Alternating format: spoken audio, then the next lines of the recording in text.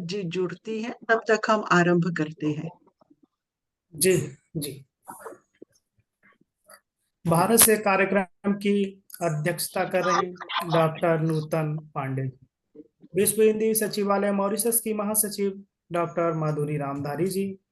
विश्व हिंदी सचिवालय मॉरिशस के उप महासचिव डॉक्टर शुभंकर मिश्र जी। संयुक्त अरब अमीरात से क्षेत्रीय कार्यालय एवं उत्कृष्टता केंद्र केंद्रीय माध्यमिक शिक्षा बोर्ड के निदेशक डॉक्टर रामशंकर जी। संयुक्त राष्ट्र अमेरिका की हिंदी से प्यार है संस्था के संस्थापक श्री अनूप भार्गव जी। मलेशिया के विकास इंटरनेशनल स्कूल से हिंदी शिक्षिका स्वाति रोहिला जी। उज्बेकिस्तान के लाल बहादुर शास्त्री से हिंदी शिक्षिका दयुरा येबा मोहब्बता जी। दक्षिण अफ्रीका के हिंदी शिक्षण संघ से हिंदी शिक्षिका मालती रामबली जी। कार्यक्रम में अपनी प्रस्तुति देने वाले प्रतिभागी छात्र छात्राएं मलेशिया से रेहान शर्मा जी, उज्बेकिस्तान से कुर्बानोबा ओजोदाम तथा दक्षिण अफ्रीका से भाग लेने वाली छात्रा यशिका महाराज जी।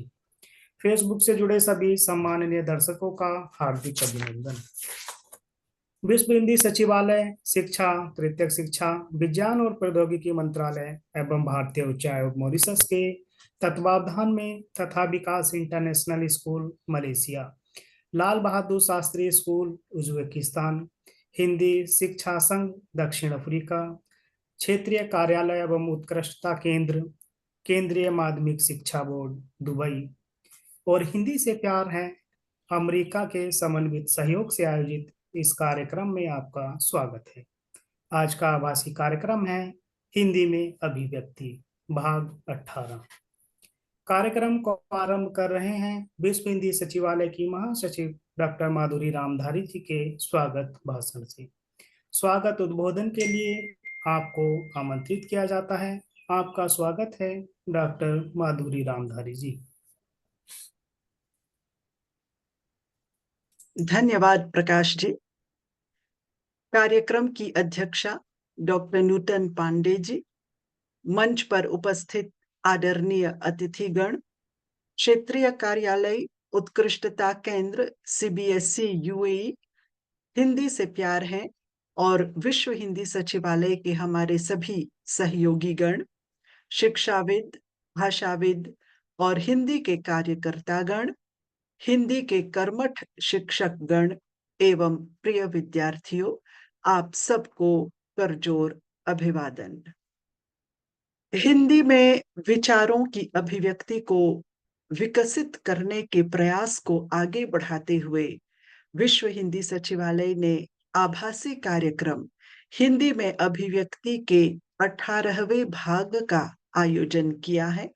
इस कार्यक्रम में प्रेम और सद्भाव के साथ आप सबका मैं स्वागत करती हूँ। आज एक बार फिर हम 3 देशों में हिंदी पढ़ रहे छात्रों को किसी एक चयनित विषय पर हिंदी में बोलते हुए सुनेंगे और साथ ही शिक्षक अपने विद्यार्थियों को हिंदी में अपने विचार अभिव्यक्त करने के लिए कैसे तैयार करते हैं, यह हम शिक्षकों के ही मुखारविंद सुनेंगे। कार्यक्रम की अध्यक्षता भारत के शिक्षा मंत्रालय के केंद्रीय हिंदी निदेशालय की सहायक निदेशक डॉक्टर नूतन पांडे जी कर रही है। मॉरिशस के भारतीय उच्चायोग के भाषा और संस्कृति विभाग में द्वितीय सचिव के पद पर आपने अपने कार्यकाल के दौरान मॉरिशस में हिंदी की समुन्नति में विशेष योगदान दिया। आपकी सरलता, सौम्यता, सहृदयता और विशेषकर हिंदी का विकास करने में आपकी कटिबद्धता की आज भी मुक्त कंठ से मॉरिशस में सराहना की जाती है। आपकी स्मृति हम सहेज कर रखते हैं। आज विश्व के हिंदी शिक्षकों और छात्रों का दिग्दर्शन करने हेतु आप इस कार्यक्रम में उपस्थित हुई हैं। आपका हम मन के उत्तम भावों से स्वागत करते हैं। और इस कार्यक्रम में मलेशिया से मलेशिया के विकास इंटरनेशनल स्कूल की हिंदी अध्यापिका श्रीमती स्वाति रोहिला जी भी उपस्थित हैं। आप अपने स्कूल में 10वीं कक्षा में हिंदी पढ़ाती हैं और आपने अपने छात्र रिहास शर्मा को भी इस कार्यक्रम में भाग लेने के लिए तैयार किया है। हम सब चाहते हैं कि विद्यार्थियों में, बच्चों में अच्छे संस्कार का विकास किया जाए और खुशी की बात है कि रिहास आज जिस विषय पर बात करने जा रहा है वह है बुजुर्गों का सम्मान। तो बड़ों का सम्मान कैसे किया जाता है और क्यों करना चाहिए, यह रेहांस हमें बताएगा। आज के कार्यक्रम में दक्षिण अफ्रीका से इस्पिंगो हिंदी सभा की हिंदी अध्यापिका श्रीमती मालती रामबली जी भी जुड़ी हुई है। आप इस्पिंगो हिंदी सभा, जो दक्षिण अफ्रीका के हिंदी शिक्षा संघ के अंतर्गत संचालित है, इस हिंदी पाठशाला में पिछले 36 वर्षों से प्राथमिक स्तर पर बच्चों को हिंदी सिखा रही है। आज आपकी छात्रा श्रीमती याशिका महाराज भी अपना वक्तव्य इस कार्यक्रम में प्रस्तुत करने वाली है। मैं श्रोताओं को बताना चाहूंगी कि श्रीमती याशिका महाराज जी इस्पिंगो हिंदी सभा में दूसरी कक्षा में हिंदी पढ़ती है और उसी कक्षा में उसके बच्चे भी हिंदी पढ़ते हैं। बच्चों को हिंदी पढ़ने में प्रोत्साहित करने के लिए वे और उनके पति भी हिंदी की कक्षा में बैठते हैं, जो हम सब के लिए उदाहरण है। अभिभावक इस प्रकार का प्रयास करेंगे तो बच्चे हिंदी क्यों नहीं पढ़ेंगे। तो मैं याशिका महाराज जी और उनकी अध्यापिका सम्माननीय श्रीमती मालती रामबली जी का इस कार्यक्रम में स्वागत करती हूँ। हमारे साथ अभी जुड़ने का प्रयास कर रही है उज्बेकिस्तान से श्रीमती जोराइवा मोहब्बत जी। आप उज्बेकिस्तान में लाल बहादुर शास्त्री स्कूल में हिंदी पढ़ाती हैं और आपने अपनी छात्रा कुर्बानोवा उजुदा को भी इस कार्यक्रम में सहभागिता करने के लिए तैयार किया है। और कुर्बानोवा उजुदा जी उज्बेकिस्तान में हिंदी भाषा की स्थिति विषय पर बात करने वाली है। तो जब तक वे जुड़ती हैं तब तक हम अन्य विद्यार्थियों और शिक्षकों को वक्तव्य प्रस्तुत करने के लिए आमंत्रित करेंगे। इस कार्यक्रम में हमारे साथ जुड़े हैं हिंदी के विद्वान, शिक्षाविद और भाषाविद। सभी को, सभी का हम हृदय की गहराई से स्वागत करते हैं और ऑनलाइन जुड़े हमारे सभी मित्रों का स्वागत है, सबका अभिनंदन है। बहुत बहुत धन्यवाद।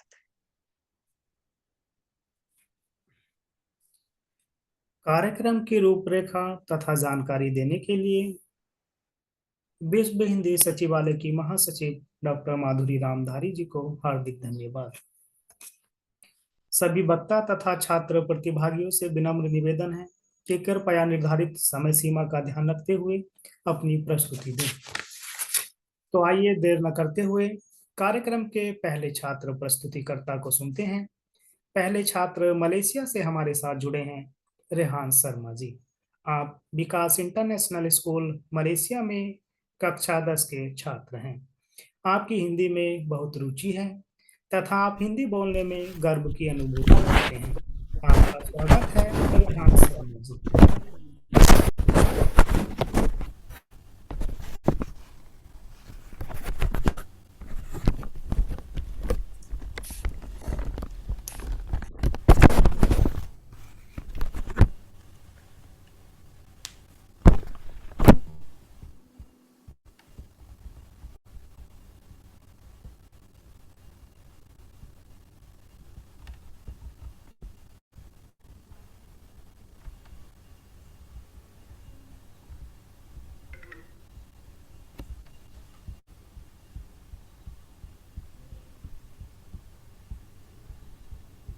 रेहांस, स्वाति जी आप देख लेंगी, रेहांस को जुड़ा हुआ है ना?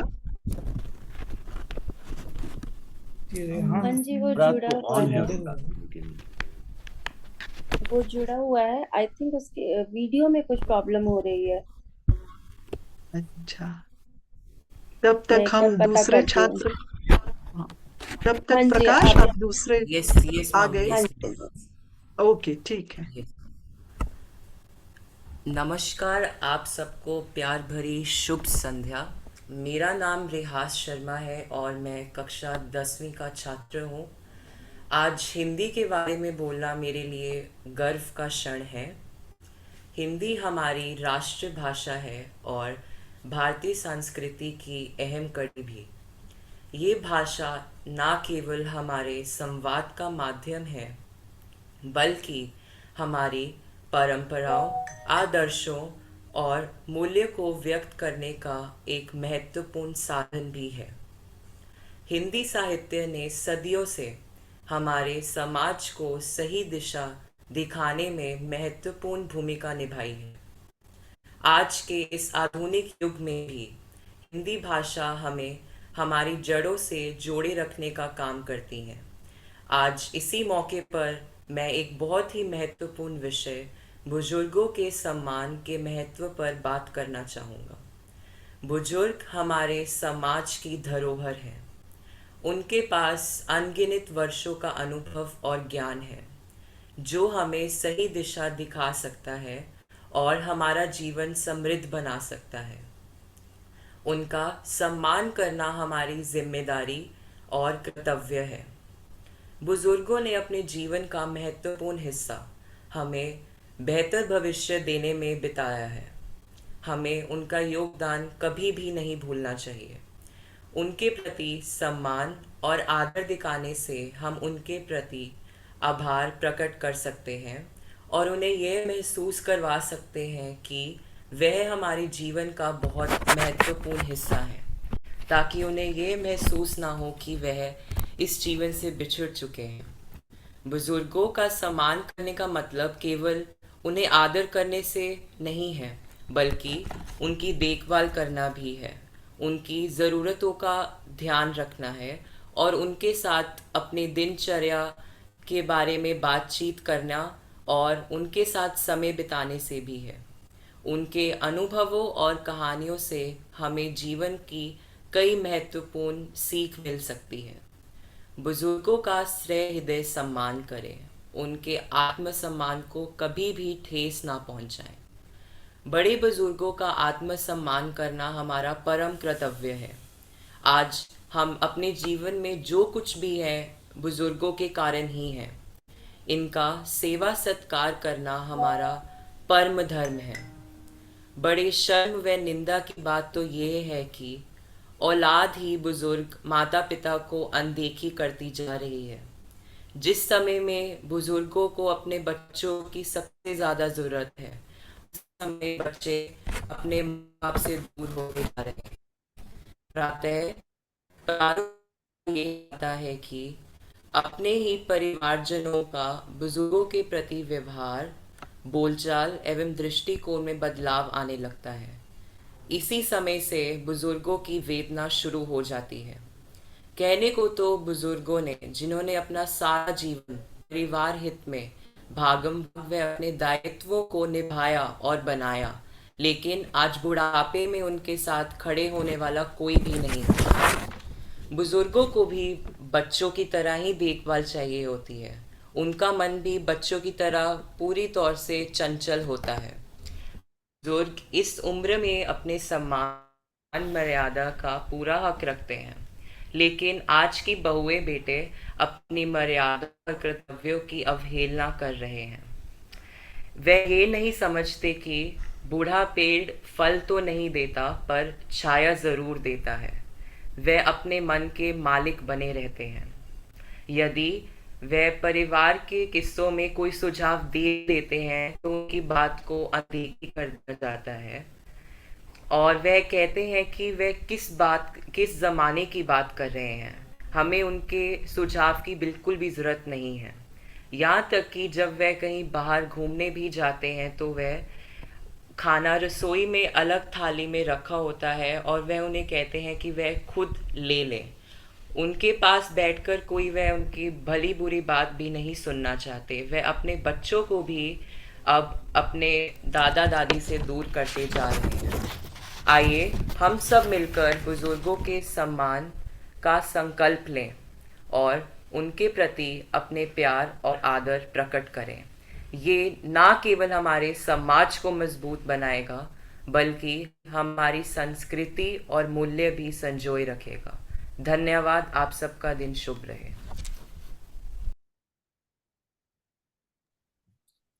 बहुत शानदार। आपने बताया कि हिंदी भाषा संस्कृति सभ्यता का प्रतीक होती है।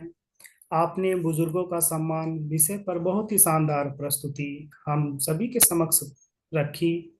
मलेशिया से इस कार्यक्रम में भाग लेने वाले छात्र रेहान शर्मा जी को बहुत बहुत धन्यवाद।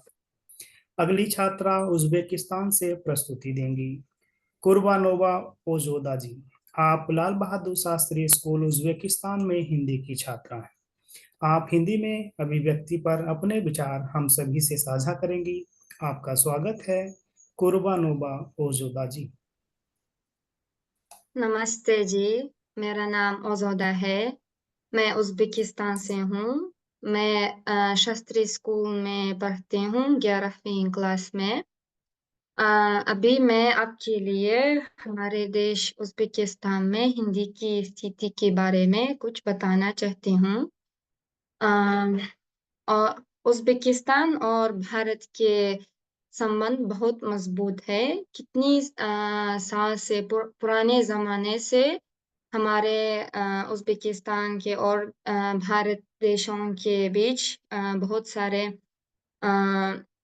इतिहास में बहुत कुछ हुआ, क्योंकि हमारे पूर्वजें भी उधर भारत गए और भारत से भी ट्रेनिंग के लिए लोग आते हैं। और हमारे उज़्बेकिस्तान में यूनिवर्सिटीज है जो उधर हिंदी पढ़ाते हैं। और हमारे स्कूल में भी ऐसा स्कूल है कि सिर्फ उज़्बेकिस्तान में नहीं, बिल्कुल मध्य एशिया में एक ही है जो उनके लिए विदेशी भाषा हिंदी है, हिंदी पढ़ाती है हमारे स्कूल में। और हिंदी से बिना अंग्रेजी और रूसी भी पढ़ाती है। और लेसियम भी है, हमारे देश में लेसियम भी है, उसमें भी जो कोर्सेस है हिंदी का कोर्स। और हमारे इधर ताशकंद में, हमारे राजधानी ताशकंद में भारत की कल्चरल सेंटर भी है। उधर भी बच्चे लोग स्टूडेंट्स जाके फ्री में हिंदी सीखते हैं। और उधर हिंदी का, योगा का और डांस का कोर्स भी है। और इधर उज़्बेकिस्तान में हिंदी सीखने के लिए हमारे पास बहुत सारे पाठ्य पुस्तकें भी है। और हम ये पाठ्य पुस्तकें उज़्बेकी और हिंदी में पढ़ते हैं। और बहुत सारे अभ्यास में प्रयोग करते हैं हम अभ्यास। और हमारे शिक्षकें हमें हिंदी में बात करते हैं। और हम क्लास में हिंदी में वीडियोस देखते हैं और बहुत सारे गाना सुनते हैं। और हिंदी और उज़्बेकी भाषा में कुछ सेंस है जो शब्दों में, जैसे ये हमारे लिए आसान लगता है। जैसे उस हिंदी में आ हो तो हमारे भाषा में ओ कहते हैं। जैसे आसमान हिंदी में तो ओस्मान उज़्बेकी में। और ऐसे ऐसे शब्द बहुत सारे हैं।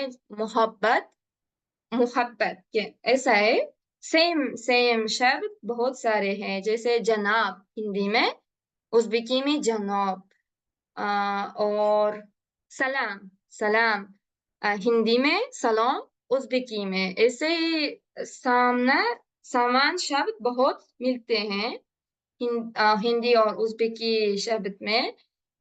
ये भी हमारे लिए आसान होता है जो हिंदी सीखने के लिए, लेकिन हिंदी सीखने में भी बहुत डिफिकल्टीज मिलते हैं, क्योंकि उज़्बेकी व्याकरण और हिंदी व्याकरण में बहुत सारे फर्क होता है। जैसे हमारे भाषा में, उज़्बेकी में पुल्लिंग स्त्रीलिंग नहीं है, लेकिन हिंदी में है। ऐसे कुछ कठिनाई भी हमें मिलते हैं। और हमारे देश में हमारे स्कूल में बहुत सारे इंडिया से मेहमान आते हैं और हम उनसे मिलते हैं, बात करते हैं, और बात करके हम उनसे सुनते हैं हिंदी। ये हम सुनकर हमारे हिंदी थोड़ा बढ़ाते हैं। और हिंदी सीखने वाले बच्चों के लिए हर साल आगरा देखने के लिए और इंडिया में घूमने के लिए हमारे एम्बेसी से भी कुछ काम करते हैं, और हमें ऐसा मौका मिलते हैं, कभी ऐसा मौका देते हैं, हम इंडिया जाके भी देख सकते हैं। हमारे स्कूल से भी बच्चे जाते हैं और इंडिया जाके घूम के देखते हैं, हिंदी सुनते हैं, रियल जीवन हिंदी का स्थिति इंडिया में देखते हैं। और मैं ये बताना चाहती हूँ कि हमारे देश में हिंदी भाषा का हमारे लोग में बहुत दिलचस्प है सीखने का और सुनने का, हिंदी मूवीज देखने का, क्योंकि इधर मूवीज और गाना बहुत मशहूर है। इसलिए हमारे स्कूल में भी दिलचस्प से शौक से हम सीखते हैं। मैं ये बताना चाहती थी आपके मेरी बात सुनने के लिए बहुत धन्यवाद।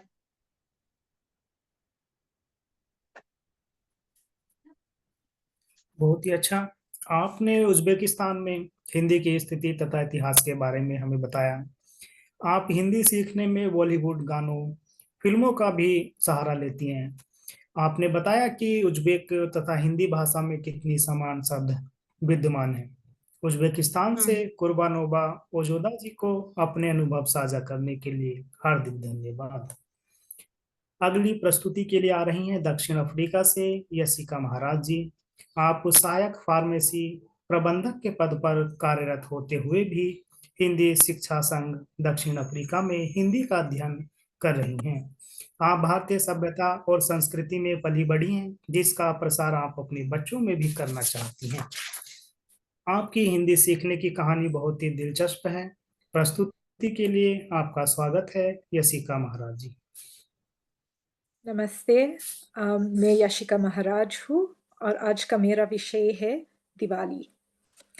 दिवाली हमारे धर्म के प्रमुख त्योहारों में से एक है। यह उत्सव रोशनी का अंधकार पर और अच्छाई की बुराई पर विजय की प्रतीक है। दिवाली 5 दिन का उत्सव है। इसकी शुरुआत धनतेरस से शुरू होती है। यह दिन शुभ होते हैं सोना या चांदी खरीदने के लिए। दूसरे दिन को छोटी दिवाली के नाम से भी जानी जाती है। इस दिन पे श्री कृष्ण भगवान ने नरकासुर का वध किया। तीसरे दिन को दिवाली पूजा या लक्ष्मी पूजा कहलाता है। यह दिवाली की मुख्य त्योहार है। चौथे दिन को हम गोवर्धन पूजा करते हैं। लोगों का मानना है कि इसी दिन पर श्री कृष्ण भगवान ने गोवर्धन पर्वत उठाया और ब्रिजवासियों को बचाया। 5वें दिन पर हम भाई दूज मनाते हैं। यह भाई बहन का पवित्र रिश्ता को मनाते हैं। दिवाली की त्योहार भगवान श्री राम जी की 14 साल बाद अयोध्या वापसी का जश्न भी मनाते हैं। श्री राम जी, सीता मैया और लक्ष्मण को 14 साल का वनवास हुआ। इसी दौरान दुष्ट रावण ने सीता मैया का अपहरण किया। श्री राम जी ने सुग्रीव और हनुमान की सहायता से रावण का वध किया और सीता मैया को मुक्त कराया। जब वे लौटे तो अयोध्या वासियों ने उनके मार्ग को रोशनी देने के लिए दीपक जलाए। हम आज भी इस वापसी को दर्शाने के लिए दीपक जलाते हैं। दिया जलाने से हमें ये सीख मिलता है कि जैसे एक छोटी सी रोशनी अंधकार को दूर कर सकती है, वैसे ही हमें अपनी जिंदगी में अच्छाई फैलानी चाहिए। मेरा परिवार हर साल दिवाली का बेसब्री से इंतजार करता है। हम सुबह जल्दी उठते हैं, नहाते हैं और नए कपड़े पहनते हैं। हमारे घर में दिवाली के दिन की शुरुआत हम पूजा से करते हैं। उसके बाद हम परिवार और दोस्तों को मिठाई और उपहार देते हैं। शाम को हम घर लौट के श्री लक्ष्मी जी की पूजा करते हैं। हम प्रार्थना करते हैं कि हमारे जीवन खुशहाल और स्वस्थ हो। हम फिर पूरे घर को जलते हुए दियों से सजाते हैं। हम दिवाली की रात को पटाखे भी जलाते हैं। दिवाली अच्छाई, खुशी, प्रेम, आशा और क्षमा का संकेत देती है। इसलिए हमें अच्छा बनने और अच्छा करने का लक्ष्य रखना चाहिए। चलो हम सारे गिले शिकवे भूलकर इस दिवाली को प्रेम और एकता का उत्सव बनाते हैं। धन्यवाद।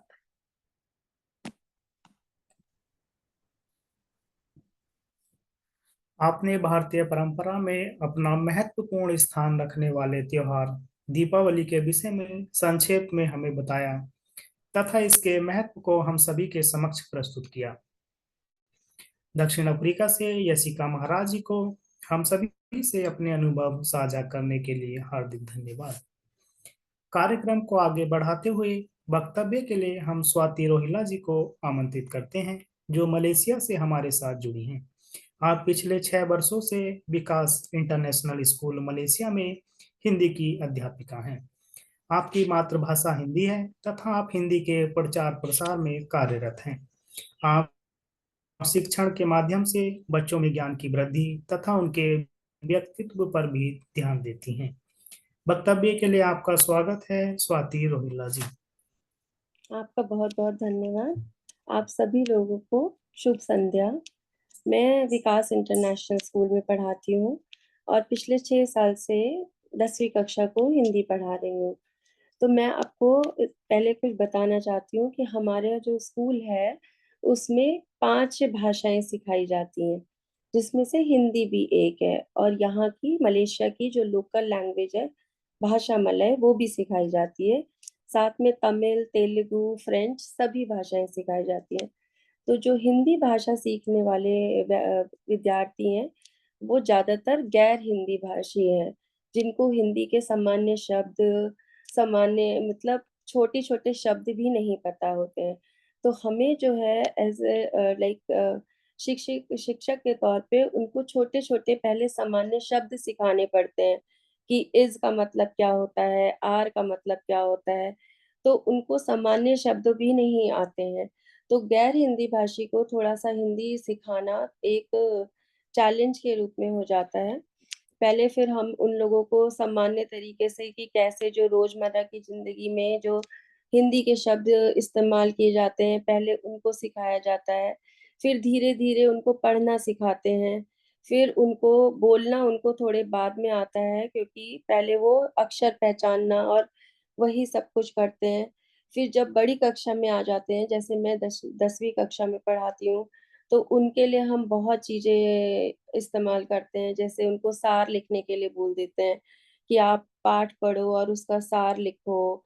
उनको कहानी लिखने के लिए प्रेरित करते हैं कि आप कहानी लिखिए। कविता के बारे में बताते हैं। उनके लिए थोड़ा मुश्किल होता है क्योंकि जो शब्द हमारे लिए बहुत आसान होते हैं वो उन लोगों को नहीं समझ आते हैं।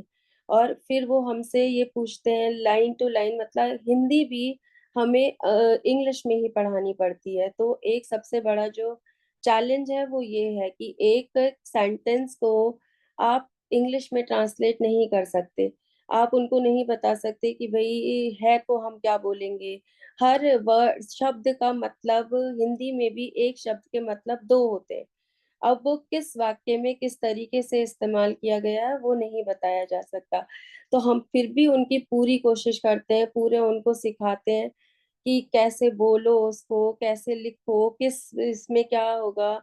लिंग का बहुत अंतर, मतलब लिंग उनको पहचानने में बहुत परेशानी होती है।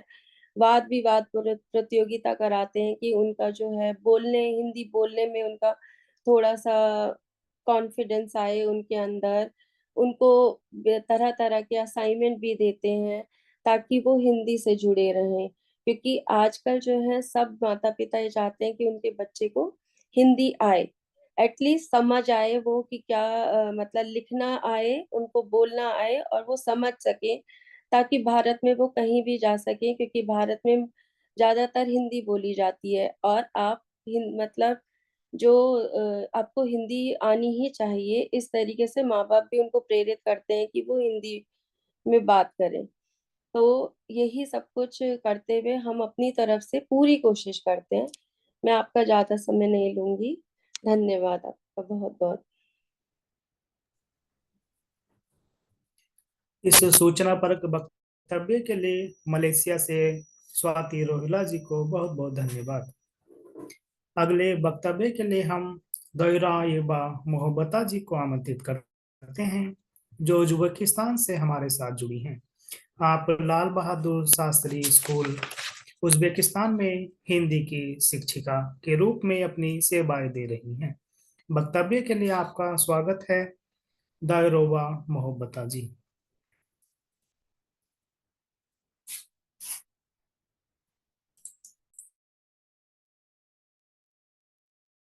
नमस्ते सबको जो मुझे सुन रहे हैं। मैं उज़्बेकिस्तान की राजधानी ताशकंद से हूँ और मेरा नाम मोहब्बत जोराएवा है। मैं उज़्बेकिस्तान में शास्त्री स्कूल है लाल बहादुर नामी, वहाँ हिंदी भाषा पढ़ाती हूँ। और थोड़ा सा मुझे माफ कीजिए क्योंकि इस तरह के प्रोग्राम में मैं पहली बार हूँ और मैं देख रही हूँ कि यहाँ सब हिंदी लोग हैं, बहुत अच्छी तरह हिंदी जानते हैं ना। हमारे स्कूल में 800 से ज्यादा छात्रों छात्राएं हिंदी पढ़ते हैं। कब से हिंदी पढ़ते हैं ये कहना चाहती हूँ। लगभग 80 साल हो गया जो हमारे स्कूल में बच्चे छात्र छात्राएं हिंदी पढ़ते हैं। और बच्चों का ना सिर्फ ये हमारे स्कूल के छात्रों का बल्कि बहुत से रुचि है उज़्बेकिस्तान के लोगों का हिंदी भाषा से, हिंदी फिल्मों से, हिंदुस्तान के इतिहास से। इसीलिए हमारे स्कूल के हिंदुस्तान के परंपरा से, इसीलिए हमारे स्कूल के सब बच्चे बहुत रुचि से, मैं ये कह सकती हूँ रुचि से पढ़ते हैं। क्योंकि हमारे यहाँ हो सकता आपको पता नहीं होगा, हमारे उज़्बेकिस्तान में टीवी में दिन में कम से कम 3 या 4 बार हिंदी फिल्में दिखाते हैं। इसीलिए बहुत रुचि है हिंदी पढ़ने का हमारे बच्चों का।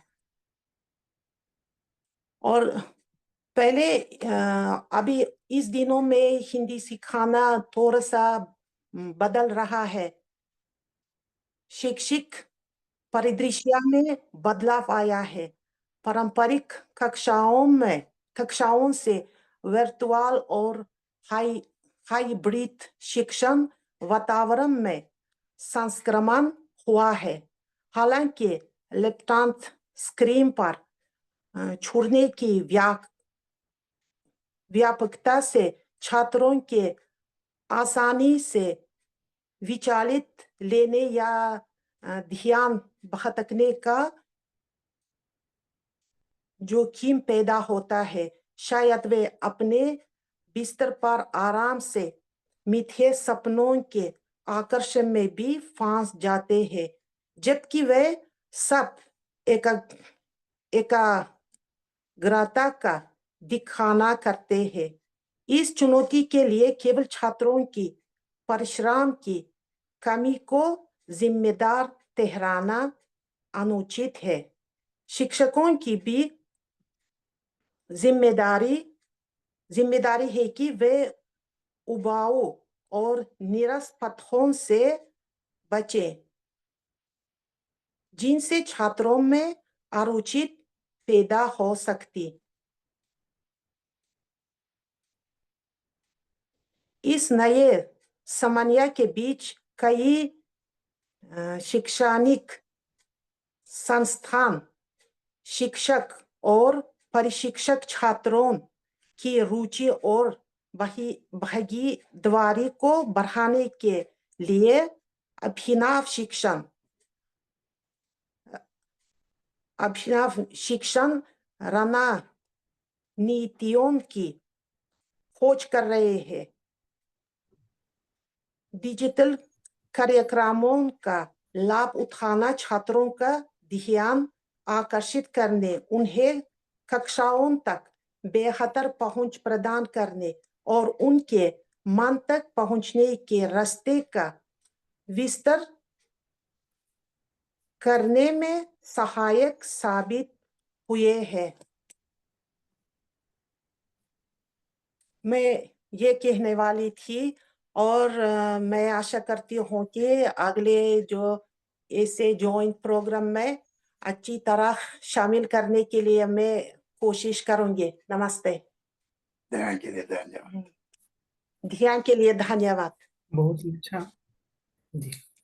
इस ज्ञानवर्धक वक्तव्य के लिए उज्बेकिस्तान से दायरोबा मोहब्बता जी को बहुत बहुत धन्यवाद। अगले वक्तव्य के लिए हम आमंत्रित करते हैं दक्षिण अफ्रीका से मालती रामबली जी को। आप हिंदी शिक्षा संघ दक्षिण अफ्रीका में हिंदी सिखा रही हैं। आप हिंदी शिक्षा संघ के शैक्षिक दल की अध्यक्षा हैं। आप पिछले 36 वर्षों से हिंदी सिखा रही हैं। आप हिंदी तथा अंग्रेजी भाषा में कविताओं का सृजन करती हैं तथा स्त्री और युवाओं के विकास में रुचि रखती हैं। वक्तव्य के लिए आपका स्वागत है मालती रामबली जी। सभी को नमस्ते, नमस्कार। मेरी वीडियो ठीक नहीं है तो मैं नहीं वीडियो नहीं पढ़ने जा सकती हूँ। अच्छा, तो उसके लिए मैं माफी चाहती हूँ। सबसे पहले मैं तहे दिल से धन्यवाद देना चाहती हूँ डॉक्टर माधुरी जी को, जिन्होंने हमें इतनी सहायता दी और इन वक्त पर मुझे बचा दिया।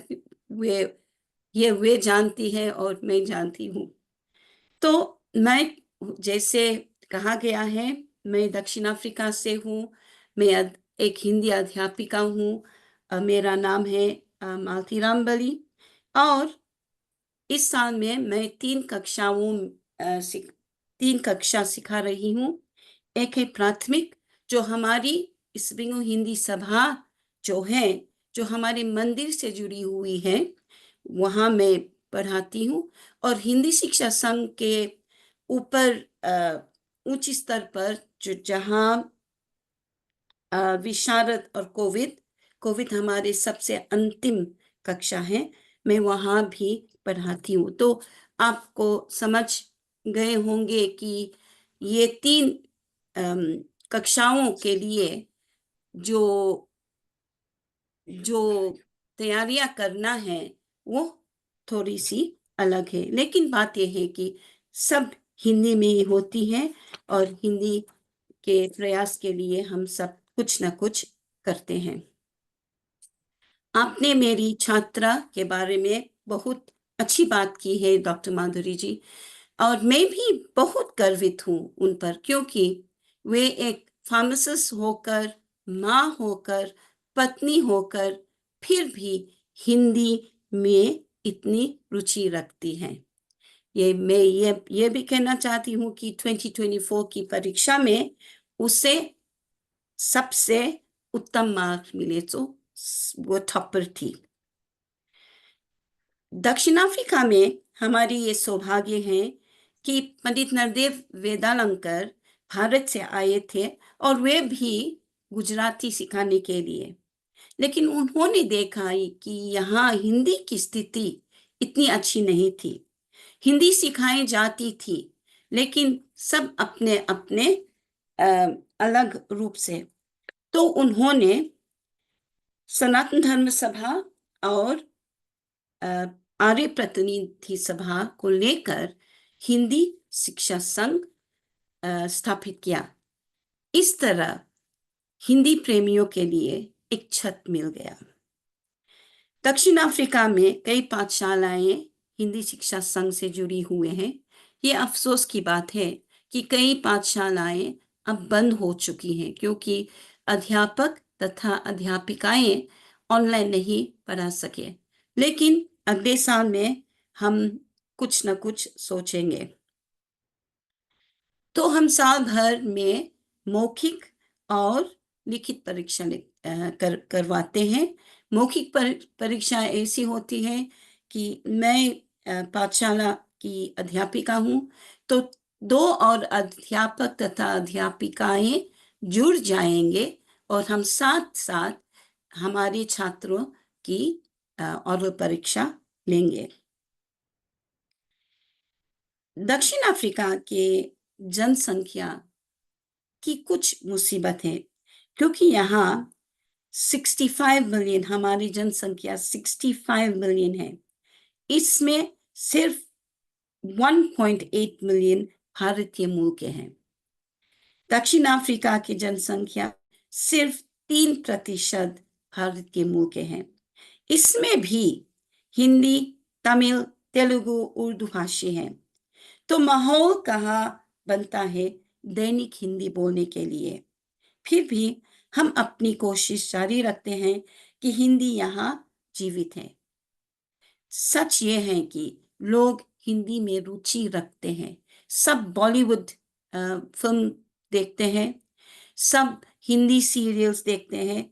हर मंदिर में रामायण किया जाता है, रामायण बाँची जाती है। तो इसी से, और बहुत अध्यापक तथा अध्यापिकाएं और छात्र भी रामायण देवनागरी लिपि में पढ़ते हैं। हमारी पाठशालाएं और हम ईस्ट बंगाल हिंदी सभा भी प्रतियोगिता में हर साल भाग लेते हैं। यहाँ संगीत, नृत्य, नाटक, कविता, कहानी, रामायण पाठ, गीता पाठ और वेद मंत्र पाठ में भाग लेते हैं। जो भी है उस दिन पर हम हिंदी ही हिंदी सुनते हैं। छोटे छोटे बच्चे जो 6 साल के हैं वे भाग लेते हैं, और वृद्ध भी 80 वर्ष के लोग भी भाग लेते हैं। हमारी जो प्राथमिक कक्षा के छात्र को मैंने इस साल में सभी को नाटक में भाग लेने दी, ताकि हर एक हिंदी में कुछ ना कुछ बोले। और ये सही बात है कि वे अपने भूमिका बहुत अच्छी तरह से निभाए। हमारे पूर्वज जो थे भोजपुरी में बोलते थे, लेकिन अब बहुत कम लोग भोजपुरी बोलते हैं, क्योंकि वे चले गए। लेकिन भोजपुरी बोलते हुए उन्हें पता चला कि अंग्रेजी सीखना जरूरी है, तो वे अपने बच्चों को अंग्रेजी स्कूल भेजने लगे। लेकिन जैसे अंग्रेजी बढ़ती गई, वैसे ही हिंदी घटती गई। तो मैं इस बिंगोस हिंदी सभा से मैं जैसे कहा गया 36 सालों से हिंदी सिखा रही हूँ और बहुत लोगों को सिखाई हूँ मैंने। इस साल प्राथमिक है, हम ऑनलाइन क्लासेस रखते हैं और हफ्ते में सिर्फ एक बार मिलते हैं। मेरे 6 छात्र हैं, 3 बच्चे और 3 वयस्क लोग। जैसे आपने सुना, माता पिता भी। हर एक व्यक्ति अपने ही स्तर पर है। बच्चे सरकारी पाठशालाओं में हिंदी सीखी है, लेकिन जो वयस्क है वे किसी समय पर उन्होंने कुछ हिंदी सीखी थी लेकिन बहुत भूल गए। तो सब इसी कक्षा में है और मुझे तो बहुत तैयारियां करनी पड़ती है कि ताकि मैं बच्चों को भी सिखा पाऊं और अब उनके माता पिता को भी। सबसे पहले जब कक्षा शुरू होती है तो हम बातचीत करते हैं। मैं उनसे पूछती है, नाम क्या है, आपने आज क्या किया है, तबीयत कैसी है, इत्यादि इत्यादि, ताकि वे कुछ न कुछ हिंदी में बोले। बात यह है कि लोग बहुत कम हिंदी सुनते हैं। हाँ, बॉलीवुड देखते हैं, प्रोग्राम्स देखते हैं, टीवी पर हिंदवाणी सुनते हैं। हमारे खुद का रेडियो स्टेशन है, कम्युनिटी रेडियो स्टेशन है, जहाँ सिर्फ हिंदी बोली जाती है और हिंदी गाने सुनाए जाते हैं। लेकिन जब उच्चारण ठीक नहीं है तो बच्चे ठीक से नहीं पढ़ पाएंगे। तो इसीलिए जो भी अध्यापक तथा अध्यापिका हैं, हमें अपने उच्चारण को ठीक करना चाहिए। तो मैं कभी कभी फिल्मी गानों पर बातचीत करते हैं या गानों पर या कुछ कविता पर, ताकि उसमें रुचि रख पाएंगे। अभ्यास देती हुई मैं छात्रों को अभ्यास देती हूँ और वे व्हाट्सएप पर भेजते हैं तो मैं उसे सुधार करती हूँ। लेकिन सच बात यह है कि मुझे आमने सामने पढ़ाना बहुत अच्छा लगता है, क्योंकि मुझे पसंद है। हमारे उम्र तो हम जवान नहीं हैं, मैं रिटायर हूँ, तो इस उम्र पर हमने बहुत सीखा है टेक्निकल चीज़ों के बारे में। लेकिन जब मैं आमने सामने खड़ी हूँ, जब छात्र मेरे सामने, तो मैं देख पाती हूँ कि छात्र क्या करे, क्योंकि आप सभी को पता है कि ऑनलाइन क्लासेस में कभी तरकारी स्टोव पर रख कर फिर आते हैं, फिर जाते हैं। हम सब ने ऐसे किया है ना। तो जब पाठशाला में है, कक्षा में है, तो हम सब देख सकते हैं कि लोग क्या करते हैं। और मैं इस छात्र से उस छात्र पर जा सकते हैं और देख सकती हूँ कि ये सही है, ये ठीक है, ये नहीं है। तो यही है आमने सामने कक्षा में। लेकिन इस साल में, जैसे हम हमेशा कहते हैं कि हमें अपने को सुधारना चाहिए, we must improve ourselves all the time। तो इस साल में हिंदी शिक्षा संघ ने MGI से, मॉरिशस गांधी इंस्टीट्यूट से एक कोर्स किया है और इसका है कैपेसिटी बिल्डिंग कोर्स, जो हमारे अध्यापक तथा अध्यापिकाओं के लिए है। और मैं भी इसमें भाग ले रही हूँ ताकि हम अपनी हिंदी पढ़ाई को सुधार सकते हैं। ये सच है कि हम बहुत कुछ सीख रहे हैं और यही आशा है कि हम हिंदी को आगे बढ़ाएंगे और अपने छात्रों की रुचि बढ़ पाएंगे। तो मैंने कहा कि मैं विशारद और कोविद को भी सिखाती हूँ और ये थोड़ी अलग तरह के हैं। हमारे जो पाठ्यक्रम में है, मैंने इस साल में कोविद छात्रों के लिए नवधा भक्ति का पाठ भी शामिल किया, क्योंकि यहाँ नवधा भक्ति बहुत प्रसिद्ध है। हर कॉन्फ्रेंस में, हर मंदिर में लोग नवधा भक्ति के बारे में बोलते हैं।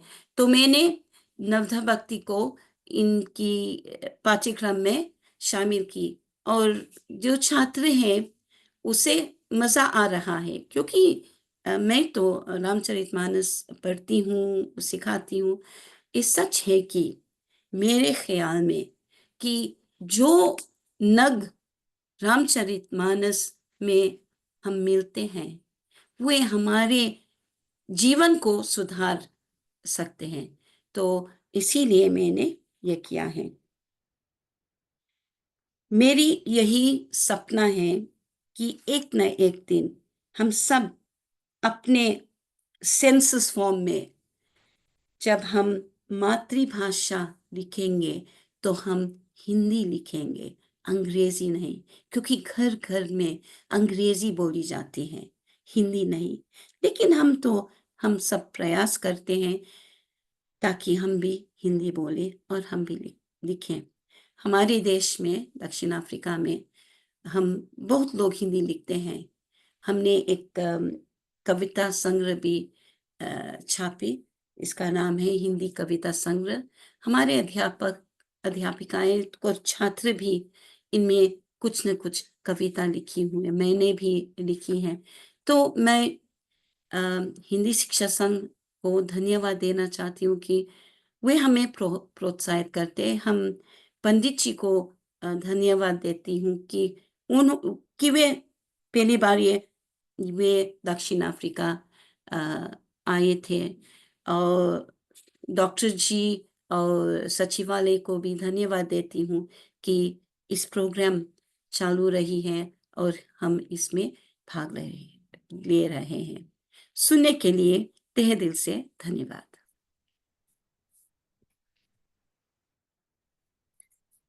इस सूचना परक वक्तव्य के लिए दक्षिण अफ्रीका से मालती रामबली जी को हार्दिक धन्यवाद। अध्यक्षीय भाषण से पहले हम 5 मिनट का परिचर्चा सत्र करेंगे। परिचर्चा सत्र के लिए मैं विश्व हिंदी सचिवालय की महासचिव डॉक्टर माधुरी रामधारी जी को आमंत्रित करता हूं। जी धन्यवाद। परिचर्चा सत्र में मैं आमंत्रित करना चाहूंगी डॉक्टर अनिल शर्मा जी को। आप दिल्ली के भारतीय विद्या भवन में क्षेत्रीय शिक्षा अधिकारी हैं और इससे पहले आप केंद्रीय विद्यालय संगठन रांची दिल्ली के प्रधानाचार्य रह चुके हैं और गुड़गांव एवं तिनसुकिया के केंद्रीय विद्यालय संगठन में सहायक आयुक्त भी रह चुके हैं और अब्दुल कलाम राष्ट्रीय सम्मान से आप विभूषित हैं। हमारा अहोभाग्य कि आप इस कार्यक्रम से जुड़े हुए हैं। मैं आदरणीय डॉक्टर अनिल शर्मा जी से निवेदन करती हूँ कि वे संक्षेप में अपनी प्रतिक्रिया प्रस्तुत करें। जी, आदरणीय डॉक्टर अनिल शर्मा जी। नमस्ते।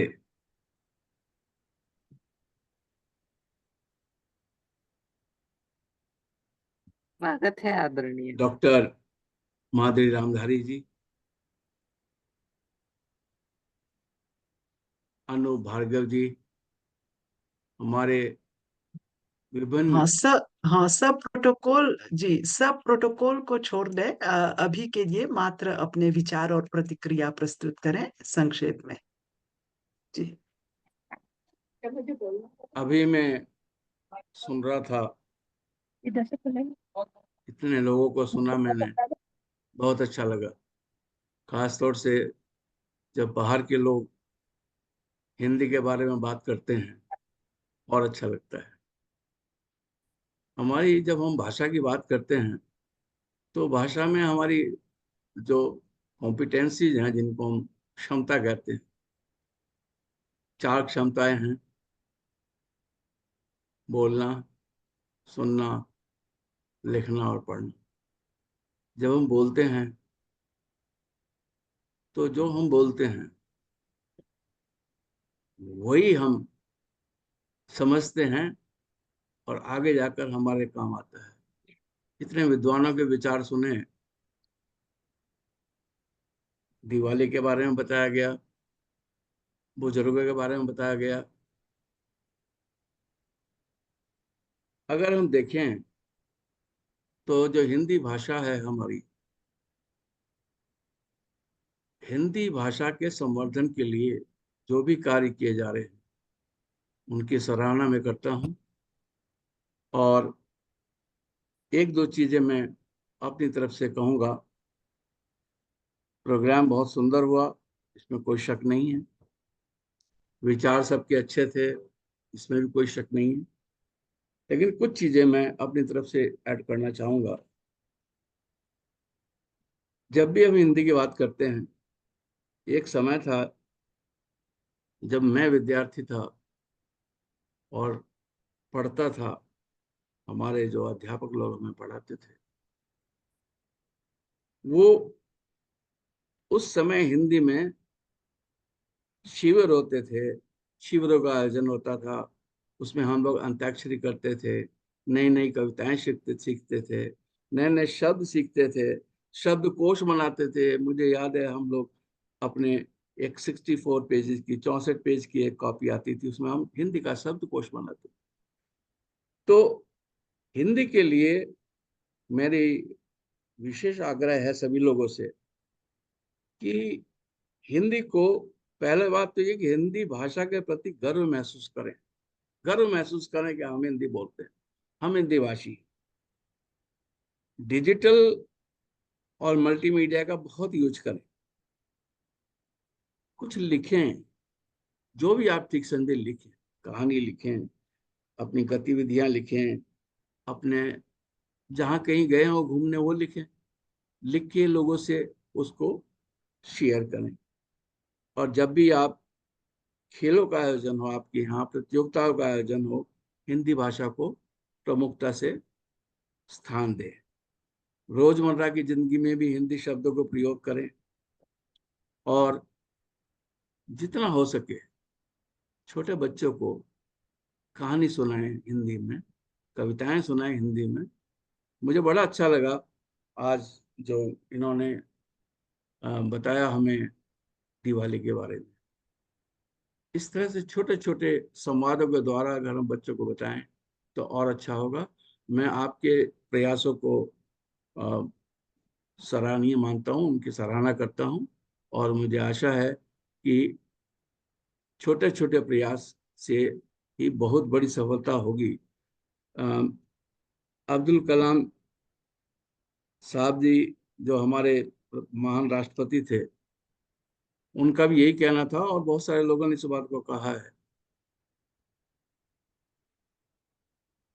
छोटे छोटे प्रयासों से ही बड़ी चीजें होती हैं, छोटे छोटे प्रयासों से ही आदमी महान बनता है। लेकिन महानता छोटी चीज नहीं होती। आप किसी भी चीज को छोटा मत समझें। आपका छोटा सा प्रयास, आपका गिलहरी प्रयास एक महान योगदान दे सकता है हिंदी भाषा के विकास के लिए। आपको मैं साधुवाद देता हूँ, आपकी प्रशंसा करता हूँ, आपका नमस्कार करता हूँ। प्रणाम आप सभी हिंदी भाषी। नमस्कार। बहुत धन्यवाद सर। आपके मार्गदर्शन में हम सब छोटे छोटे प्रयास करते रहेंगे और शिक्षक एवं विद्यार्थी भी अपने स्तर पर प्रयत्नशील रहेंगे और खेल खेल में हिंदी सीखने की जो आपने संदेश दिया उसे भी हम अपनाते हैं। आपको बहुत धन्यवाद। मैं सबको बताना चाहूंगी कि 2 नवंबर को मॉरिशस में प्रवासी दिवस मनाया जाता है और प्रवासी दिवस के संदर्भ में एक विशेष आभासी कार्यक्रम का आयोजन होगा। बराबर 3 देशों से भागीदारी होगी और उस कार्यक्रम की अध्यक्षता डॉक्टर अनिल शर्मा जी करेंगे। उन्होंने अध्यक्षता करने की सहर्ष स्वीकृति दी है, इसके लिए भी हम उन्हें धन्यवाद समर्पित करते हैं। मेरा और अहोभाग्य हमारे साथ धन्यवाद सर। हमारे साथ जुड़ी हैं मध्य प्रदेश इंदौर से डॉक्टर सुनीता श्रीवास्तव जी। आप केमिस्ट्री की अध्यापिका हैं, परंतु हिंदी भाषा में आपकी विशेष रुचि है और आप बाल साहित्य की पुस्तकों का भी प्रकाशन करती हैं। बहुत प्रसन्नता के साथ मैं आपका स्वागत करती हूँ कि आप भी अपने कुछ विचार संक्षेप में प्रस्तुत करें। डॉक्टर सुनीता श्रीवास्तव जी। सर्वप्रथम सभी अतिथियों और प्रतिभागियों को मेरा सादर नमन। कहा गया है निज भाषा उन्नति है, उस उन्नति को मोल। आज इस परिचर्चा में रेहान जी ने जिस तरह से अपने विचार व्यक्त किए हैं उससे देखकर मन गर्व से उठ गया है। रेहान जी ने बोला कि बुजुर्गों का सम्मान हमारी हिंदी भाषा को आगे बढ़ाता है। ये एक बहुत बड़ी बात है कि हम बुजुर्गों का सम्मान लेकर अपनी मातृभाषा को आगे बढ़ाएं। दूसरा, साउथ अफ्रीका की जो मैडम है उन्होंने बताया कि हिंदी भाषा सिखाने के लिए हमें जो है शब्दों का बड़ा चयन करना पड़ता है। हिंदी में एक ही शब्द के दो शब्द होते हैं, पर्यायवाची शब्द। जैसे अगर पंकज है तो उसको कमल भी बोलेंगे, तो अगर इंग्लिश में इसका अनुवाद करेंगे तो कितनी समस्या आती होगी। यह एक बहुत बड़ा प्रश्न स्वाति जी ने हमारे सामने उठाया है, जो अगर हम हिंदी को अंग्रेजी में अनुवाद करें तो काफी मुश्किलें आती। एक बहुत अच्छी चीज उन्होंने हमको समझाई है। इसी के साथ ही मोहब्बती जी ने भी बताया है कि हम हिंदी भाषा के लिए जो कर रहे हैं तो वो रामचरितमानस, महाभारत, ये धार्मिक ग्रंथ ले रही है। और यदि रामचरितमानस और महाभारत ग्रंथ का वाचन करें या लोग उसको सुने तो हिंदी तो अपने आप ही शिखर पर चल जाएगी, क्योंकि उसमें इतने अधिक संस्कृत भाषा के शब्द हैं जो हमें हिंदी का पूरा पृष्ठ खोलकर रखते हैं। अनिल जी ने जैसे कहा कि हम छोटे छोटे प्रयास करें, तो बिल्कुल बहुत सही है कि अगर हमारा एक छोटा सा प्रयास भी हमारे लिए बहुत बड़ा साबित हो सकता है। माधुरी जी जिस तरह से आभासी कार्यक्रम में हिंदी भाषा को आगे बढ़ाने के लिए समय समय पर कार्यक्रम कर रही है, ये हम सभी हिंदी प्रेमियों के लिए एक बहुत बड़ा सबक है, एक बहुत बड़ा अध्याय है और एक बहुत बड़ा मार्गदर्शन है कि हम उसको अपनाकर आगे चलें। धन्यवाद। बहुत धन्यवाद सुंदर विचारों के लिए डॉक्टर सुनीता श्रीवास्तव जी। आपका क्षेत्र केमिस्ट्री है, फिर भी आप दिल में हिंदी को संभाल कर रखती हैं और आप भी हमारे लिए उदाहरण हैं। बहुत बहुत धन्यवाद। हमारे साथ जुड़ी हैं जापान की राजधानी टोक्यो से ग्लोबल इंडियन इंटरनेशनल स्कूल की हिंदी अध्यापिका श्रीमती मीनाक्षी अग्रवाल जी। आप अपने स्कूल की प्रधानाचार्य श्रीमती मधु खन्ना जी के दिशा निर्देश में बड़ी लगन के साथ हिंदी पढ़ाती हैं। आपसे भी हम अनुरोध करते हैं कि आप अपनी प्रतिक्रिया प्रस्तुत करें। श्रीमती मीनाक्षी अग्रवाल जी।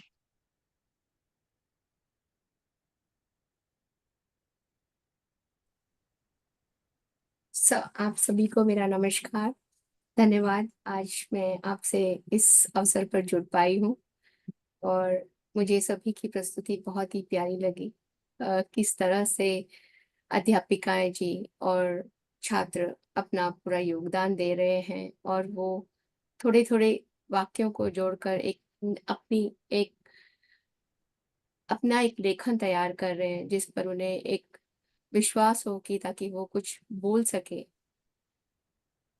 उन्होंने दिवाली के बारे में या फिर अपने हिंदी और उज़्बेकिस्तान से में जो शब्दों का मेल जोल है वो उसका परिचय दिया। वो सुनकर बहुत अच्छा लगा कि हिंदी हमारे भारत से हटकर दूसरे देशों में जा रही है और किस तरह से वो धीरे धीरे बढ़ रही है।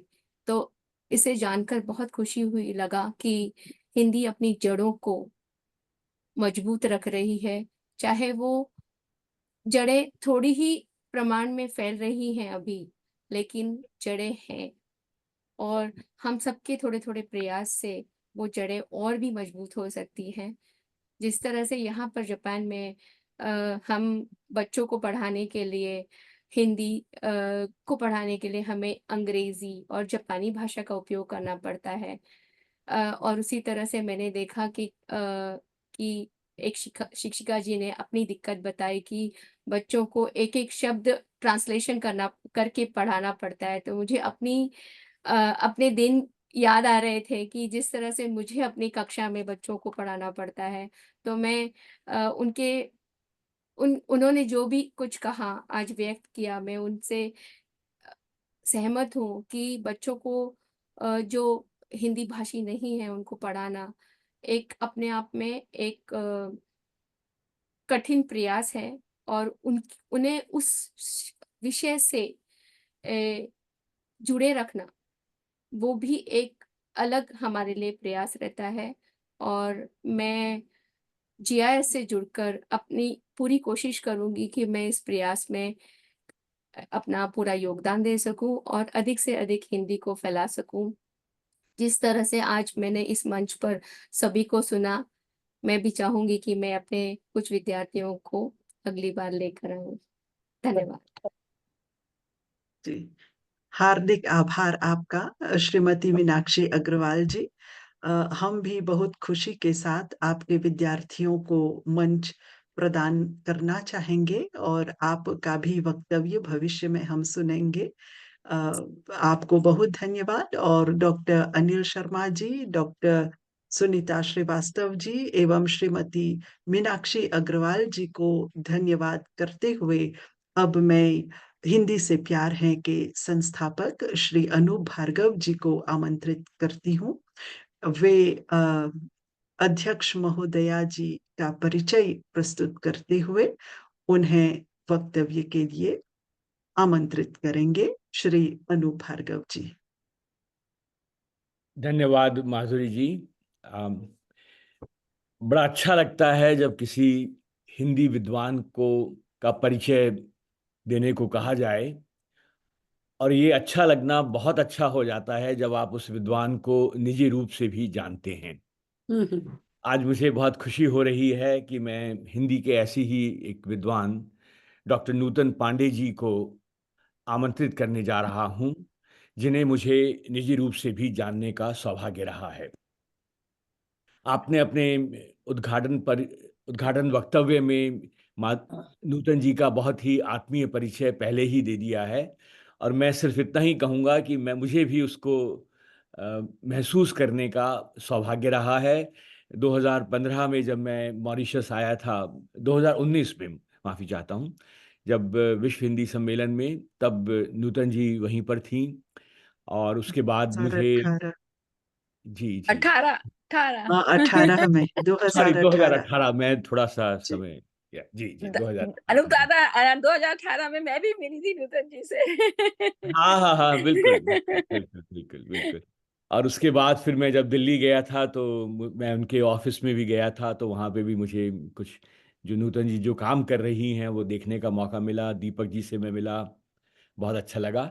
तो मैं जो औपचारिक परिचय है उसको बहुत संक्षेप में रखना चाहूँगा। सबसे पहली बात तो ये कि नूतन जी ने 3 विषयों में मास्टर्स की उपाधि उनको मिली है, जो एक बहुत ही दुर्लभ बात कहूँगा मैं। तो उन्होंने हिंदी में एमए किया है, भाषा विज्ञान में किया है और रूसी भाषा और साहित्य में भी उन्होंने उपाधि स्नातकोत्तर की उपाधि उन्हें मिल चुकी है। तो एक बड़ी दुर्लभ बात है और यही कारण है कि उनका हस्तक्षेप बहुत से क्षेत्रों में रहा है। उन्होंने अनुवाद किए हैं, उन्होंने साहित्य लिखा है, उन्होंने पढ़ाया है, उन्होंने बहुत से शब्दकोश पे काम किया है, जहाँ तक मुझे याद आ रहा है। और आप बताया ही कि नूतन जी मॉरिशस में द्वितीय सचिव रहीं 2014 से 2019 तक। आजकल वो केंद्रीय हिंदी निदेशालय मानव संसाधन में सहायक निदेशक पद पर कार्यरत हैं। उनकी बहुत सारी पुस्तकें प्रकाशित हो चुकी हैं, मैं उनके नाम नहीं लूँगा, बहुत से सम्मान उन्हें मिल चुके हैं और जो 11वां विश्व हिंदी सम्मेलन हुआ था उसमें उनके योगदान के लिए उन्हें विशेष रूप से रेखांकित किया गया, उन्हें प्रशस्ति पत्र दिया गया। तो बस इतना ही मैं कहूँगा और इसके साथ ही मैं कहूँगा कि हिंदी को जीने वाली एक विद्वान डॉक्टर नूतन पांडे जी को मैं बहुत ही सम्मान के साथ आमंत्रित करता हूँ कि वो अपना अध्यक्षीय भाषण दें। धन्यवाद। धन्यवाद सर। सबको मेरा प्रणाम। और सबसे पहले तो मैं परम आदरणीय अनूप दा जी को सादर प्रणाम करती हूँ, क्योंकि वो कहते हैं ना कि कोई छोटा सा परिचय भी बहुत महान बन जाता है यदि वो किसी ऐसे प्रेरणा स्रोत व्यक्ति के द्वारा पढ़ा जाए। तो मुझे आज बहुत बड़ा सौभाग्य मैं समझ रही हूँ खुद को कि अनूप दा ने मेरा परिचय पढ़ा। मैं उनका बहुत समय से उनको जानती भी हूँ और उनका बहुत ज्यादा सम्मान करती हूँ, क्योंकि उनका हिंदी के प्रति जो प्रेम है वो हम लोगों को एक साथ जोड़ता है। विश्व हिंदी सचिवालय की महासचिव डॉक्टर माधुरी रामधारी जी और उप महासचिव डॉक्टर शुभंकर मिश्र जी का भी मैं बहुत आभार व्यक्त करती हूँ, क्योंकि उन्होंने मुझे इस कार्यक्रम में अपने विचार साझा करने का और आपके साथ आपके विचारों को सुनने का अवसर दिया। सचिवालय, जैसा आप सब ने सुना भी होगा कि मुझे मॉरिशस में रहने का काफी समय अवसर मिला और सचिवालय की विभिन्न योजनाओं से भी मैं काफी समय तक जुड़ी रही। तो सचिवालय और माधुरी जी और शुभंकर जी से मेरा विशेष आत्मीय संबंध मैं कहती हूँ है, क्योंकि संयोग ही है कि माधुरी जी से तो मुझे मॉरिशस में रहते हुए विभिन्न योजनाएं मैंने उनके साथ उनको साकार किया, और वहीं शुभंकर मिश्र जी के साथ भारत में एक ही मंत्रालय में रहकर हमने काम किया है।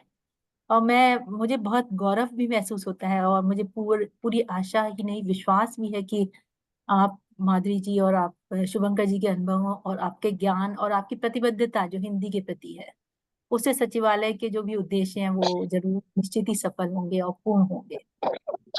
आज के कार्यक्रम के माध्यम से मैं सचिवालय के सभी सदस्यों को भी हार्दिक बधाई देती हूँ, क्योंकि आप लोगों द्वारा जो कार्यक्रम चलाए जा रहे हैं उससे विश्व भर के हिंदी प्रेमी एक मंच पे साथ आ रहे हैं, एक दूसरे को जान रहे हैं, एक दूसरे की क्या परेशानियां हैं, एक दूसरे के हिंदी सीखने सिखाने में किस तरह की चुनौतियां आ रही हैं और क्या क्या संभावनाएं खोजी जा सकती है।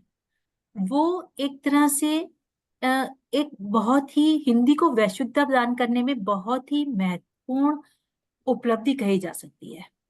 और जो कार्यक्रम हो रहे हैं सचिवालय के माध्यम से, उससे मुझे लगता है कि बहुत सारे लोग जुड़ तो रहे ही हैं विश्व के, साथ ही साथ हिंदी के प्रयोग प्रचार प्रसार को प्राथमिकता भी बना रहे हैं।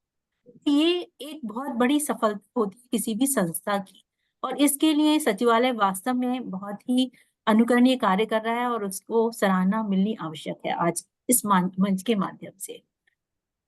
अब अभिव्यक्ति कार्यक्रम जो सचिवालय ने चलाया, जिसकी हम 18 मुझे लगता है कि शायद 18वां एपिसोड है ये, तो मैं उसके बारे में कहना चाहूंगी कि एक कार्यक्रम मात्र नहीं है, बल्कि मुझे लगता है कि एक अभियान है, और जिसका सबसे महत्वपूर्ण दृष्टिकोण है युवाओं को हिंदी में अभिव्यक्ति के लिए प्रेरित करना। हम कहते हैं अक्सर कि युवा यदि देश से, अपनी मिट्टी से, अपनी भाषा से जुड़ते हैं या किसी भी भाषा के प्रति आकर्षित होते हैं तो उनका जो एक प्रयास है वो अधिक सार्थकता प्राप्त करता है। और ये एक चुनौती भी है कि आज जहाँ सोशल मीडिया और जितना व्यापार, जितना बाजार का माहौल चल रहा है, ऐसे में यदि हमारे युवा हिंदी भाषा और भारतीयता के प्रति आकर्षित हैं तो ये एक बहुत बड़ा हमारे लिए उपलब्धि कही जाएगी। आज हमारे जो बच्चों ने जो छात्रों ने हिंदी, रेहास शर्मा और उज्बेकिस्तान की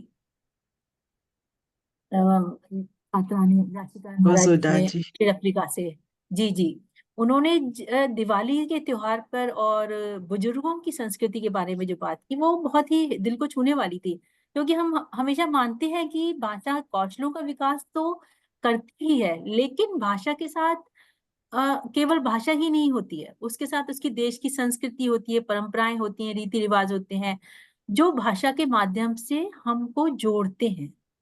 तो जो ये प्रयास है सचिवालय का, वो वास्तव में इस दृष्टि से और भी अधिक महत्वपूर्ण हो जाता है कि भाषा तो हम सिखा ही रहे हैं, साथ ही हम अपने देश की मिट्टी से भी उनको जोड़ने का प्रयत्न कर रहे हैं। जो अ, एक जो हमारी उज्बेकिस्तान की ओजोदा जी थी, उन्होंने बहुत अच्छी बात कही जो मुझे समझ में आ रही थी। वो केवल हिंदी नहीं सीख रही हैं, वो दो दृष्टिकोण से हिंदी सीख रही हैं, क्योंकि उनका जो प्रयास है वो एक तो ये है कि हिंदी और उज्बेकी में क्या क्या समानताएं हैं, उसको भी वो रेखांकित कर रही थी। तो मुझे लगा कि ये एक जो भाषा वैज्ञानिक दृष्टि से जब हम हिंदी या किसी अन्य दूसरी भाषा को सीखते हैं, तो उसमें हम इन सारे तत्वों को ध्यान में रखते हैं कि किस तरह से जो हमारा व्यतिरेकी या परिपूरक वितरण या व्यतिरेकी सिद्धांत है भाषा विज्ञान का, उसके माध्यम से हम देखा जाता है कि भाषाएं किस दृष्टि से एक दूसरे से निकट हैं। तो जो उन्होंने उज्बेकिस्तान की छात्रा ने बोला, वो मुझे बहुत ही एक तरह से एक सांत्वनादायक लगा कि उनका केवल हिंदी सीखना ही मात्र उद्देश्य नहीं है वो। और मैं उनको आज के मंच के माध्यम से ये कहना भी चाहूंगी कि वो जब हिंदी सीख रही हैं तो इस तरह के शब्दों को, इस तरह की साम्यता को अलग से रखती जाएं।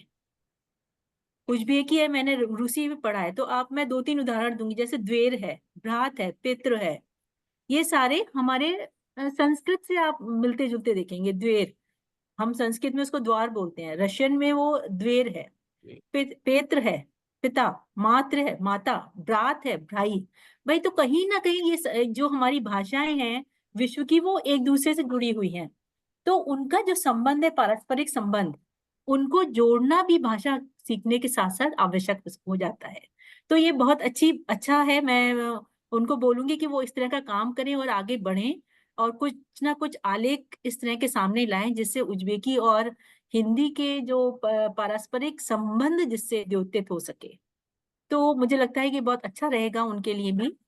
अब बात करते हैं हम शिक्षण की। जो तीन हमारे सामने आज बात रखी, आज जो हमारे तीन शिक्षक थे, जो तीन विद्वानों ने अपने देशों की हिंदी के बारे में बताया, तो उज्बेकिस्तान से थी जो उनकी बातों को मुझे अच्छी तरह से मैंने ग्रहण किया और मुझे लगा कि वो बिल्कुल हिंदी के संपर्क में वहाँ के लोग चूंकि नहीं है, तो उनको शायद इस तरह की परेशानियां आ रही हैं।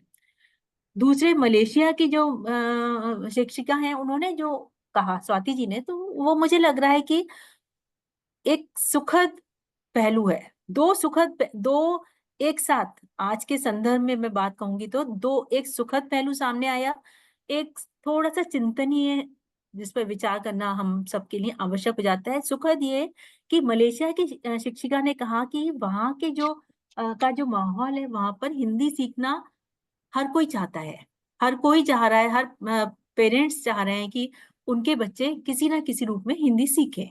लेकिन उनके साथ समस्या ये थी कि उनके पास शिक्षण के साधन उपलब्ध नहीं है, उनके पास भाषा वैज्ञानिक पद्धति से सिखाने के लिए हिंदी, क्योंकि दूसरी जो यदि हम किसी विदेशी या अन्य भाषा को सिखाते हैं सेकंड लैंग्वेज टीचिंग में, तो उसकी पूरी पद्धति साइंटिफिक हो जाती है, जिसमें हम परंपरागत ढर्रे से यदि सिखाएंगे तो उतना प्रभावी हमें परिणाम सामने नहीं आ सकते।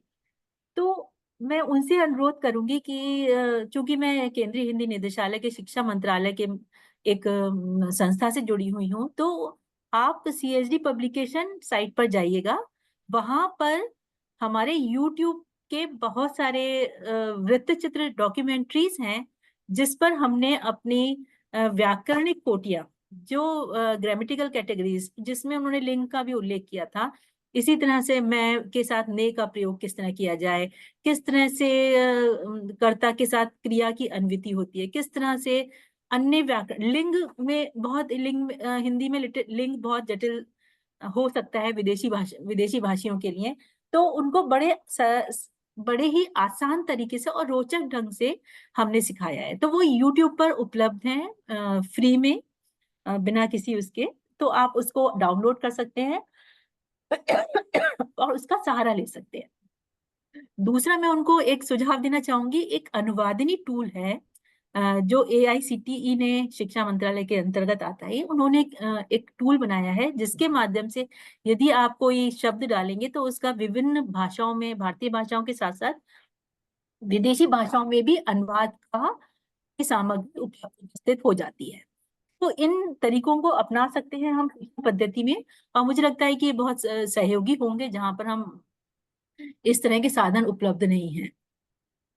दूसरी बात जो बहुत महत्वपूर्ण और उल्लेखनीय रही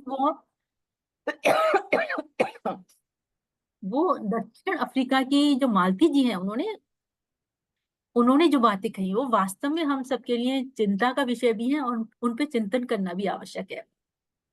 क्योंकि वो 36 साल से पढ़ा रही हैं और एक समय ऐसा भी होगा जब उन्हें बहुत उत्साह भी होगा हिंदी पढ़ाने के लिए। लेकिन आज उन्होंने जो 2-3 बातें रखी वो मुझे लगता है कि वो उनके लिए उनको बहुत उनकी निराशाजनक स्थिति को प्रकट कर रही थी। एक तो ये उन्होंने कहा कि हिंदी घट रही है और अंग्रेजी बढ़ रही है। तो ये वास्तव में चिंताजनक तो है ही, क्योंकि जो ऐसे देश हैं, जो कुछ देश हमारे साथ ऐसे हैं जो हिंदी में, जहां पर हिंदी सीखने वालों की संख्या में बढ़ोतरी हो रही है, और कुछ देश ऐसे हैं जहां पर हिंदी सीखने में लोगों की रुचि कम हो रही है। ऐसा क्या है और ऐसे कौन से कारण हैं जो हिंदी के प्रति उनकी रुचि को कम कर रहे हैं, और ऐसी क्या साधन हम अपनाएं जिनसे रुचि वो जागृत हो और रुचि बनी रहे। दूसरा जो उन्होंने चिंता जताई वो ये थी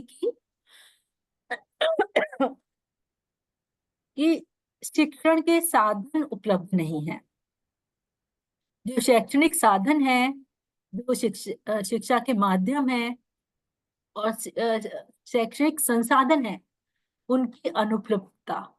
और तीसरा खास तौर पे उनका वो रहा दुखद, जो उनकी चिंता थी वो ये थी कि ऑनलाइन माध्यम से आज पढ़ाया जा रहा है, तो जो एक गंभीरता है शिक्षण में उसकी कमी आ रही है। तो ये तीनों ही जो उनकी चिंताएं थी वो बहुत ही आज के संदर्भ में, आज के समय में जब हम हिंदी को वैश्विक बनाने की बात कर रहे हैं और हिंदी के प्रयोग करने वालों की संख्या में निरंतर वृद्धि भी हो रही है। ये कोई इम्पोजमेंट नहीं है, हिंदी सीखने वाले लोग स्वतः ही हिंदी सीख रहे हैं, विभिन्न कारणों से, विभिन्न रुचियों से, विभिन्न उद्देश्यों से। तो क्या कारण ऐसा है जो दक्षिण अफ्रीका में इस तरह की स्थिति आ रही है, जिस पर हमें विचार करना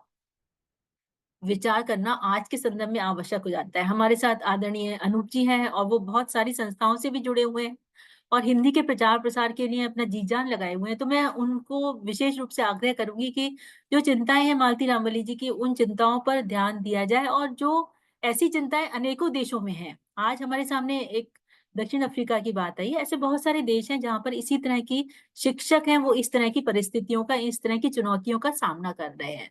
तो ऐसी चुनौतियां से किस तरह से पार पाया जा सके और हिंदी का जो व्यापक एक हमारा प्रयोक्ता संसार है उसको किस तरह से और निकट लाया जा सके और उनको हिंदी के प्रचार प्रसार की, हिंदी के प्रयोग के लिए उनको प्रेरित किया जा सके, तो उसका प्रयास हम सबको मिलके करना होगा, सम्मिलित रूप से करना होगा। सचिवालय तो इस कार्य में लगा हुआ ही है, वैश्विक हिंदी परिवार भी बहुत सारे ऐसे कार्य कर रहा है जो हिंदी को परस्पर जोड़ रहा है।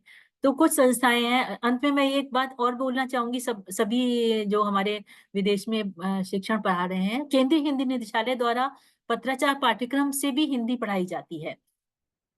तो यदि आप लोग सहयोग देंगे तो हम लोगों को और सुविधा भी होगी और आपका सहयोग भी अपेक्षित है कि अधिक से अधिक जो विदेशी छात्र हैं वो केंद्रीय हिंदी निदेशालय की पत्राचार पाठ्यक्रम योजना से जुड़े। बहुत नॉमिनल सी फीस है और ये पत्राचार पाठ्यक्रम है चूंकि, तो उनको सारी सामग्री उनके घर भेजी जाती है। एक बहुत स्तरीय सामग्री हमारे पास है जिसके माध्यम से जो हिंदी भाषी क्षेत्र हैं और विदेशी विदेशी छात्र हैं उनके लिए अलग अलग तरह की सामग्री बनाई गई है, उनके रुचि, उनकी आवश्यकता के आधार पर।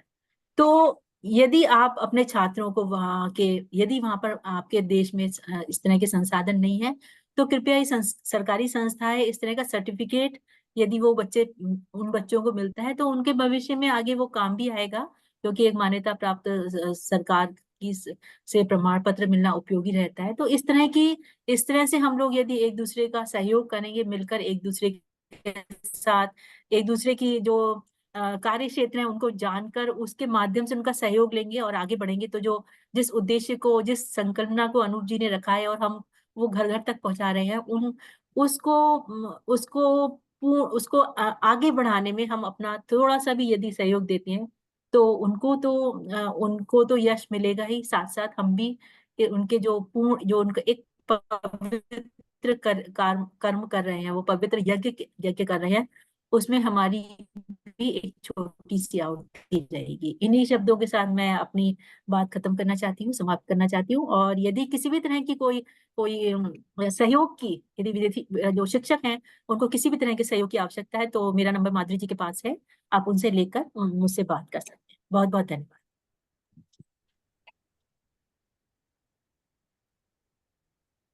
बहुत सुंदर, बहुत सुंदर। बहुत सारी जानकारी मिली नूतन जी, बहुत बढ़िया, बहुत बड़े। बहुत बढ़िया। धन्यवाद बहुत आपका। धन्यवाद। नूतन जी आगे का मंच संचालन हाँ जी, अनूप भार्गव जी आगे का मंच संचालन करेंगे। धन्यवाद माधुरी जी। और अब हम कार्यक्रम के अंतिम चरण पर पहुंच गए हैं। तो किसी भी कार्यक्रम की सफलता तब तक पूरी नहीं होती जब तक उस कार्यक्रम को सफल बनाने वाले लोगों को धन्यवाद न दिया जाए। तो यही अंतिम काम मैं आज करने जा रहा हूं और मैं अपनी बात को बहुत ही संक्षेप में रखूंगा। मैं जो आप लोग बात कह चुके हैं उसे मैं दोहराऊंगा नहीं, क्योंकि बात कही जा चुकी है और उसको एक बार दोहराया भी जा चुका है लगभग। तो मैं सीधे सीधे नामों की तरफ जाता हूँ।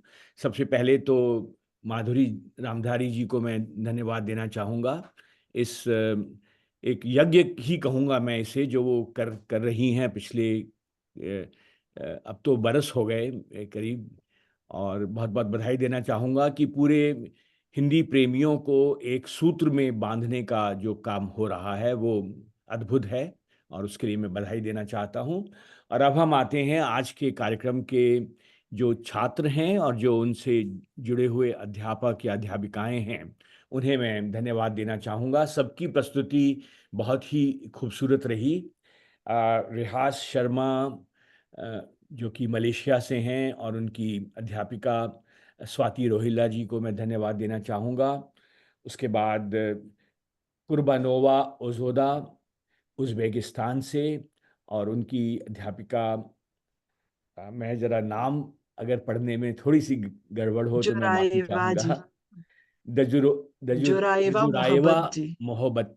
मोहब्बत जी को मैं धन्यवाद देना चाहूँगा उनकी प्रस्तुति के लिए। दक्षिणी अफ्रीका से यशिका महाराज और मालती रामबली जी को मैं धन्यवाद देना चाहता हूँ कि उन्होंने इस कार्यक्रम में आकर एक महत्वपूर्ण योगदान दिया और एक श्रृंखला को आगे बढ़ाया, जो कि अपने आप में महत्वपूर्ण है। उसके अलावा मैं जिन वक्ताओं ने अपनी टिप्पणी दी मैं उनके नाम लेना चाहूँगा। मुझे याद आ रहा है डॉक्टर अनिल शर्मा जी हमारे साथ थे, मीनाक्षी जी हमारे साथ थीं। उन सब की टिप्पणी के लिए बहुत बहुत धन्यवाद। और अंत में प्रकाश वीर जी का धन्यवाद इतने सुंदर संचालन के लिए।